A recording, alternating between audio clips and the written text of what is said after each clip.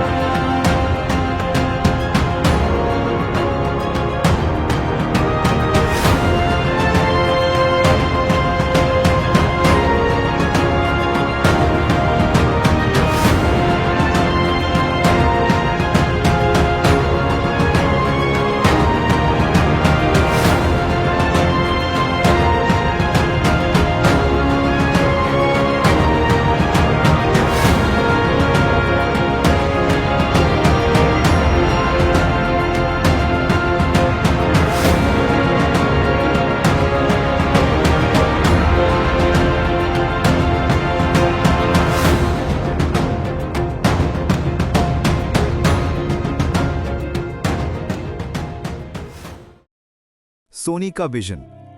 तो थोड़ा बैकग्राउंड समझते हैं। जब मार्वल सिनेमैटिक यूनिवर्स सक्सेसफुल हुआ, हर स्टूडियो को लगा कि वो भी सेम मॉडल फॉलो कर सकता है, और सोनी के पास एक स्ट्रॉन्ग एसेट था, स्पाइडरमैन। सिर्फ स्पाइडरमैन ही नहीं, उसके साथ पूरा एक universe, villains, side characters, spin off potential. तो उन्होंने डिसाइड किया, हम भी अपना यूनिवर्स बनाएंगे। सोनी का प्लान काफी स्ट्रक्चर्ड था। उनका आइडिया ये था कि द अमेजिंग स्पाइडरमैन 2 के बाद डायरेक्टली स्पाइडरमैन 3 नहीं आएगा। इंस्टेड पहले आएगा सिनिस्टर 6, एक विलन फोकस्ड मूवी। ये ऑलरेडी एक बोल्ड मूव था, क्योंकि नॉर्मली विलन साइड रोल में होते हैं, यहाँ उनको लीड दिया जा रहा था। उसके बाद the amazing Spiderman 3, Venom solo film, black cat spin off, Spiderman 2099 और फाइनल गोल एक बड़ा क्रॉसओवर जहां सब कैरेक्टर्स मिलते हैं। बेसिकली सोनी अपना अवेंजर्स मोमेंट क्रिएट करना चाहता था। सिनिस्टर 6 का कॉन्सेप्ट काफी यूनिक होता। इसमें विलेंस को एक टीम की तरह दिखाया जाता, थोड़ा एंटी हीरो वाइब, थोड़ा केओटिक एनर्जी। लीडर का रोल हो सकता था नॉर्मन ऑसबर्न का। इंटरेस्टिंग बात यह है कि मूवी में नॉर्मन को डेड दिखाया गया था, बट प्लान्स में उसको वापस लाने का आइडिया था, और ऑस्कॉर्प के अंदर ऑलरेडी हिंट्स दिए गए थे फ्यूचर विलेंस के लिए सेटअप्स। इवन सिम्बियोट का टीज भी कंसिडर किया गया था। अब आते हैं मेन फिल्म पे, स्पाइडरमैन 3। इसका टोन काफी इमोशनल और डार्क होने वाला था। पीटर पार्कर ग्वेन की डेथ के बाद स्ट्रगल कर रहा होता। ये वर्जन ऑफ स्पाइडरमैन थोड़ा डिफरेंट होता, ज्यादा ग्राउंडेड, ज्यादा ब्रोकन। फिर एंट्री होती सिम्बियोट की, और यहां से स्टोरी का डायरेक्शन चेंज हो जाता। सिम्बियोट बेसिकली पीटर के इमोशंस एम्पलीफाई करता। Anger, guilt, aggression. वो ज्यादा वायलेंट हो जाता, ज्यादा अनस्टेबल। फिर एक पॉइंट पे वो सिम्बियोट से सेपरेट होता, और सिम्बियोट किसी और होस्ट के साथ बॉन्ड करता। यहां से सेटअप होता वेनम, और उसके बाद वेनम का स्टैंड अलोन मूवी। अब आते हैं सबसे रिस्की आइडिया पे। सोनी ने एक कॉन्सेप्ट कंसिडर किया था कि पीटर के पास एक फॉर्मूला आता है जो डेड लोगों को वापस ला सकता है। ये सिंपल नहीं था, ये स्टोरी का कोर इमोशनल कॉन्फ्लिक्ट बन सकता था। इमेजिन करो, ग्वेन स्टेसी वापस आ जाती, बट क्या वो सेम होती? कुछ वर्जन्स में ये भी डिस्कस हुआ था कि वो एक डार्कर एंटिटी बन सकती है, पॉसिबली समथिंग लाइक कार्नेज। अगर ये रूट लिया जाता तो पीटर को एक इम्पॉसिबल चॉइस फेस करनी पड़ती।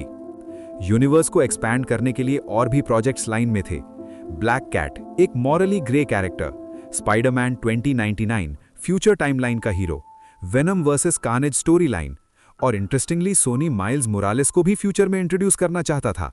मतलब लॉन्ग टर्म प्लानिंग डेफिनेटली थी।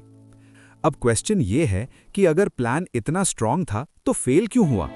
Main reason, the amazing Spiderman 2 expected level पे परफॉर्म नहीं कर पाई। क्रिटिक्स ने मिक्स्ड रिस्पॉन्स दिया और ऑडियंस भी फुल्ली कनेक्ट नहीं कर पाई। इसके बाद सोनी को रियलाइज हुआ कि यूनिवर्स बिल्ड करने से पहले इंडिविजुअल स्टोरी स्ट्रॉन्ग होनी चाहिए। यहाँ से एक मेजर शिफ्ट आता है। सोनी मार्वल के पास जाता है और कोलैबोरेशन स्टार्ट होता है। रिजल्ट, स्पाइडरमैन फाइनली ज्वाइन करता है मार्वल सिनेमैटिक यूनिवर्स और एक नया वर्जन इंट्रोड्यूस होता है। इस प्रोसेस में एंड्रयू गारफील्ड का स्पाइडरमैन कंटिन्यू नहीं होता और ये भी एक बिग व्हाट इफ बन गया, क्योंकि नो वे होम के बाद काफी लोगों को लगा कि उसका वर्जन और एक्सप्लोर हो सकता था।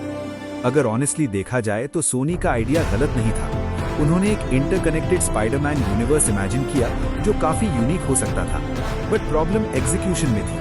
प्लानिंग फास्ट थी, फाउंडेशन उतनी स्ट्रांग नहीं थी और एंड में यूनिवर्स स्टार्ट होने से पहले ही कोलैप्स हो गया। और शायद इसीलिए ये स्पाइडरमैन यूनिवर्स एग्जिस्ट नहीं करता, सिर्फ एक कॉन्सेप्ट बन के रह गया, एक व्हाट इफ जो कभी रियलिटी नहीं बना।